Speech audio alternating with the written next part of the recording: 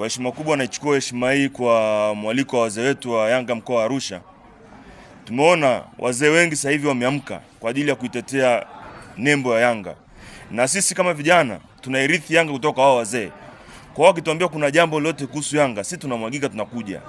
Na kama sisi kama vijana tuna maneno machache sana kuambia wakina baba zetu wanaoongoza mpira wa Tanzania. Mimi kwangu mzee Steven Mguto ni kama babu yangu. Lazima nimkumbushe jambo moja. Anasema kwamba anaangalia amani ya nchi. Lakini tunataka tumwambie jambo moja kwamba amani ni tunda la haki. Kama utendi haki, hakuna amani kwenye nchi yote. Kwa hiyo sitegemea kupata amani kama atendi haki. Jambo la pili kwamba anasema eti jambo likiwashinda atashirikisha serikali. Sijui kama kuna duniani kuna serikali ambayo inapenda dhuluma. Yaani itokee serikali isimamie dhuluma kwa wananchi wake eti kwa sababu kulinda amani. Hiyo serikali haipo. Kwa hiyo tunamwambia mzee Mguto atulie. Yeye kashavurunda, kachokoza wazee na hisa ndo asili Young Africans. Miaka kibao tunasikia kwamba Young Africans ni timu ambayo ina maamuzi magumu tangu miaka hiyo, tangu enzi za uhuru. Sasa hivi ndo anaonyeshwa sasa kama alikuwa alisoma kwenye vitabu, sasa hivi ndo anaonyeshwa Young Africa yenye rangi ya kweli, njano, kijani na nyeusi. Hizi ndio rangi tatu za njano zinaonekana kwa wazee na vijana wa Young Africans. Kiukweli kauli yetu ni moja. Wananchi, hatuchezi mchezo wote. Labda kama kwenye mashindano mengine watakuja wandugu tutakutana nao kwa sababu kuna FA. Kama tukienda tukimwagika huko wakija tena, si dozi yetu iko pale pale na wao. Lakini kama mchezo wote wa ligi mwingine hatuchezi. Kama viongozi wamepeka malalamiko yao CAS, tuko tunasikiliza utaratibu. Sasa kule CAS kule hamna Karia, hakuna Boimanda, hakuna nani huyu Kisukasongo, hayupo kule. Hawana nafasi yote kuamua. Wale wenye mpira wao wakisema wanaamua.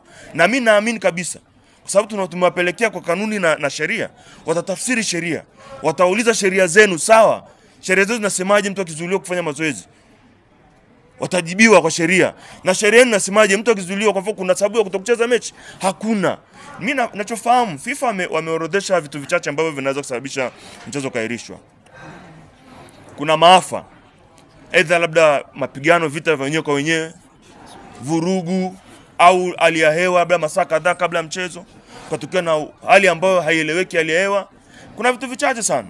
Lakini pale mzee Mguto anatuambia eti kairisha aliona viashiria vya uvunjifu wa amani. Mzee Mguto, wewe kwenye TFF pale wakati bondi ya ligi inaandaa mchezo, unashirikisha vyombo vya ulinzi na usalama. Ukiona kuna viashiria vya uvunjifu wa amani, unaomba kuongezewa ulinzi ili visendo visiwepo kwenye mchezo. Ukiona kuna viashiria vya rushwa, ita TAKUKURU waingie kazini. Na sasa katika kitu ambacho angefanya cha msingi tungemwona na akili mzee, ni angeacha ile rushwa ionekane. TAKUKURU waingie kazini wananio, wakamate watu wanaokula rushwa kwenye mpira wetu. Tunawataka watu wakamatwe. Kwa nini anazuia watu wasikamatwe?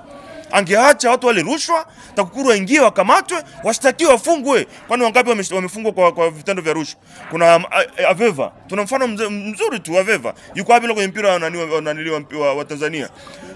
Tuna mzee alikuwa mwenyekiti wa TFF, rais wa TFF, Malinzi. Yuko wapi leo? Sema hadi polisi, ameenda nani? Kaenda jela. Kwa sababu gani? Rushwa za mchezoni. Kwa hiyo tunataka